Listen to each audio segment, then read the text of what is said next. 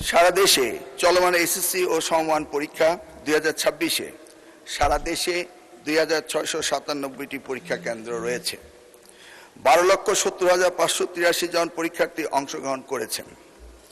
সম্প্রতি ভারী বর্ষণ ও বৈরী আবহাওয়ার কারণে চট্টগ্রাম শিক্ষা বোর্ডের অধীনস্থ 5টি জেলা তথা চট্টগ্রাম, কক্সবাজার, খাগড়াছড়ি, রাঙ্গামাটি ও বান্দরবনে অনুষ্ঠিতব্য পরীক্ষা স্থগিত করা হয়েছে। চট্টগ্রাম শিক্ষা বোর্ডের বাইরেও ঢাকা সহ দেশের কিছু কিছু জেলায় বিচ্ছিন্নভাবে কিছু পরীক্ষার্থী বৈরী আবহাওয়া ও বহুবিধ কারণে নির্ধারিত পরীক্ষায় অংশগ্রহণ করতে পারেনি। মাননীয় স্পিকার, প্রতিকূল আবহাওয়া কিংবা সংশ্লিষ্ট অনিবার্য কারণে যারা চলমান এসএসসি ও সমমান পরীক্ষা 2026 এর কোনো বিষয়ে অংশগ্রহণ করতে পারেনি, তারা চট্টগ্রাম শিক্ষা বোর্ডের ইতিমধ্যে স্থগিত হওয়া সংশ্লিষ্ট বিষয়ে অভিন্ন প্রশ্নপত্রে শিক্ষা মন্ত্রণালয় কর্তৃক নির্ধারিত একই তারিখে ওই সময়ে পরীক্ষা অংশগ্রহণ করতে পারবেন।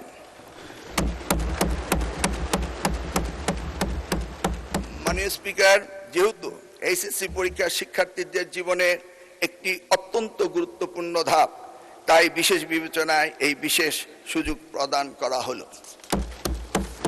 মাননীয় স্পিকার, পদার্থবিজ্ঞান প্রথম পত্রে ভুল প্রশ্নপত্র প্রণয়নের দায়ী ব্যক্তিদের ইতিমধ্যেই সাময়িক বরখাস্ত করা হয়েছে। মাননীয় স্পিকার, আমি আবারও আশ্বস্ত করছি, পদার্থবিজ্ঞান প্রথম পত্র 6 নম্বর প্রশ্ন এবং 7 নম্বর প্রশ্নে যে ভুল হয়েছে তার জন্য পরীক্ষার্থীদের পূর্ণ নম্বর দেওয়া হবে। মাননীয় স্পিকার, আপনাকে অশেষ ধন্যবাদ।